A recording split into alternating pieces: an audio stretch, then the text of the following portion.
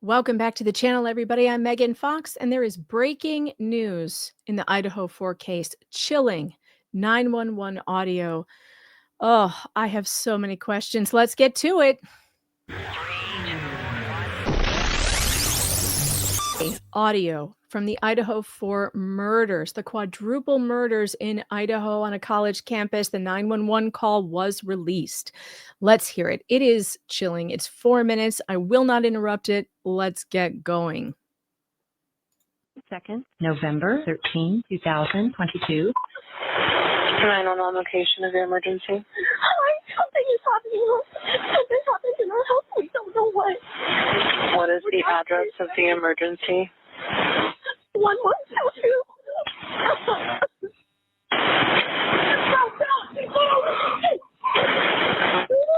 What is the rest of the address? Oh, Kings Road. Okay.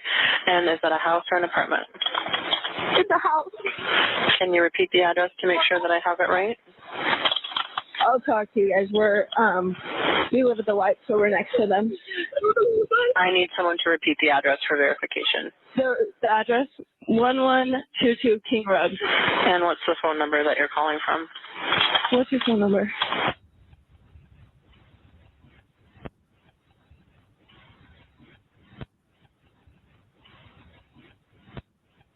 And tell me exactly what's going on.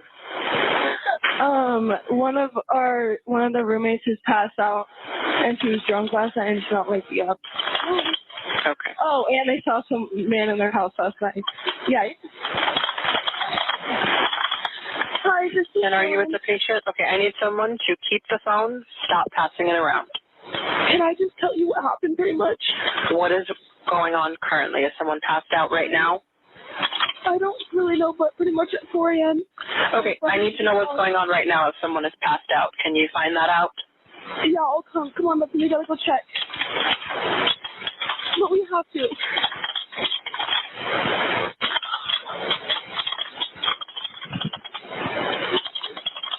Is it passed out?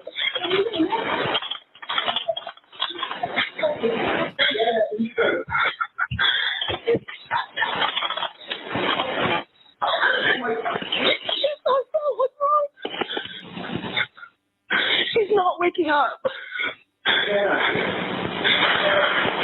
Okay, one moment. I'm getting help started that way. Okay, thank you.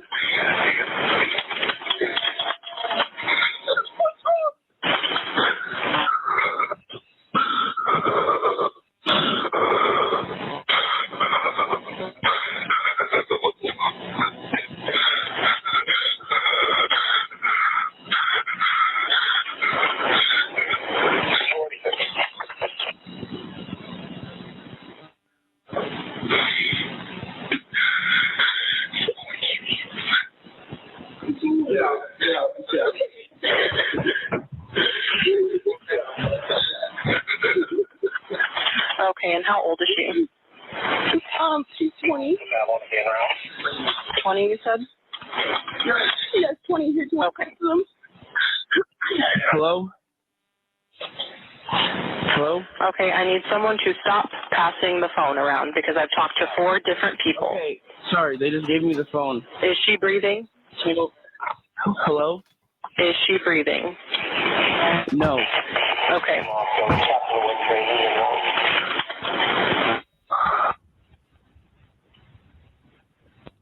You need to talk to them, okay? I can't talk to them. I need you to talk to them. Hello. Okay. I've already sent the ambulance and law enforcement. Stay on the line. If there is a defibrillator available, send someone to get it now and tell me when you have it. Say that again. There's a police here right now. Okay. If there's a defibrillator available, send someone to get it now and tell me when you have it. We don't have one. I think yes. Do you have a defibrillator? Yes, we have one. Are you talking to the officer? Yes. Okay, I'm going to let you go since he's there with you and can help you. Okay, thank you. Bye. Okay. 11:59 a.m. 49 seconds. Wow. I have questions. First of all, I wish that the 911 operator had let everyone speak mean, I realized she was trying to get to the details of the case, but or of, who's in trouble right now, but also there was so much information was about to come out, what happened last night and then what happened. But here's the thing that really gets me is that we were told, the state told us that there was massive amounts of blood at the scene. And the person calling in, it seems like the people in the room didn't notice any blood at all. And where's Ethan? Because we were told that Ethan and Xana were in the same room. Let's go to the arrest affidavit, shall we? Let's look at that. Because this is important, because I have questions based on this call. Let's bring this up here. Now,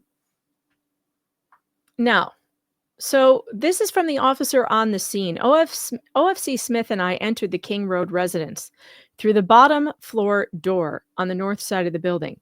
OFC Smith and I then walked upstairs to the second floor. OFC Smith directed me down the hallway to the west bedroom on the second floor, which I later learned through Xana's driver's license and her other personal belongings found in the room was Xana Kernodle, hereafter Kernodle room. Just before this room, there was a bathroom door on the south wall of the hallway. As I approached the room, I could see a body, later identified as Kernodle's, laying on the floor. Kernodle was deceased with wounds which appeared to have been caused by an edged weapon. So there should have been a massive amount of blood because she was killed with a knife.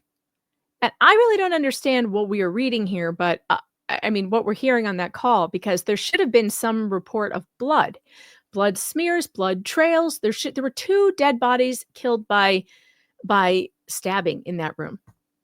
Also in the room was a male, later identified as Ethan Chapin. Hereafter Chapin. Chapin was also deceased with wounds later determined, autopsy report provided by Spokane, a county medical examiner, to be caused by sharp force injuries. So just based on those things, there should have been an amazing amount of blood in that room. And it's very strange to me that the people on the 911 call don't mention the blood at all, and they think that she might just be passed out, and don't mention Ethan at all either. Where was he?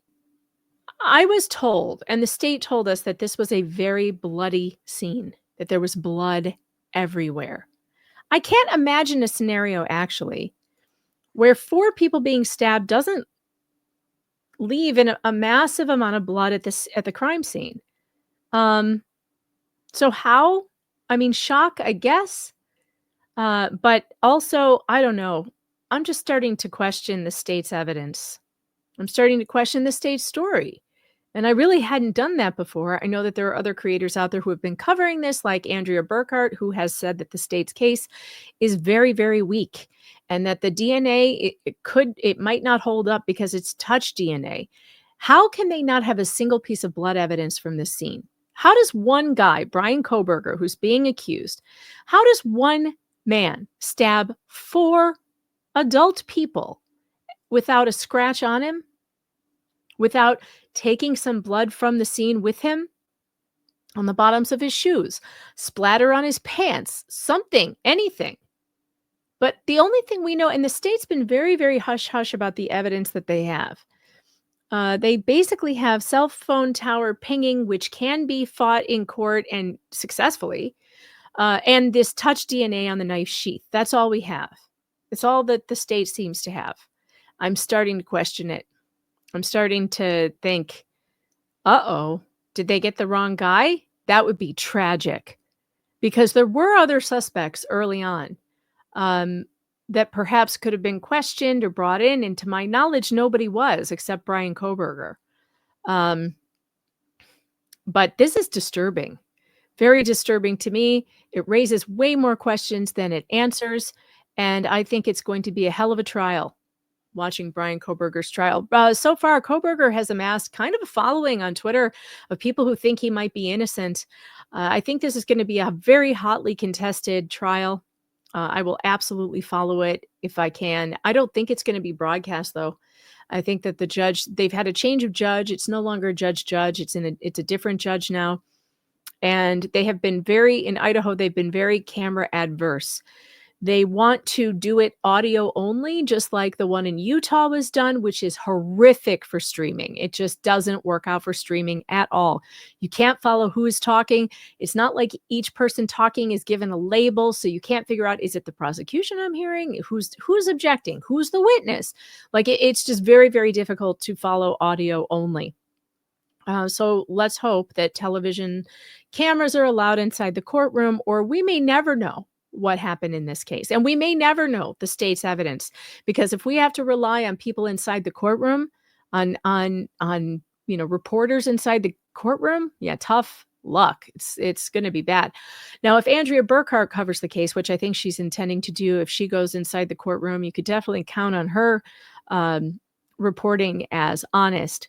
And she's the only one I would watch, frankly. I wouldn't watch any of the big networks because they never get it right. They always get it wrong when we're relying on secondhand information from people in the courtroom. It's never accurate. So follow Andrea Burkhart if you haven't. She has a lot on this case. She's been following it, all the motions, everything leading up to the actual trial. She's been following it all in great detail. As we get closer and closer to the trial, I will be following this again, as I did cover all the initial investigation at the beginning. You can go and watch my coverage on that.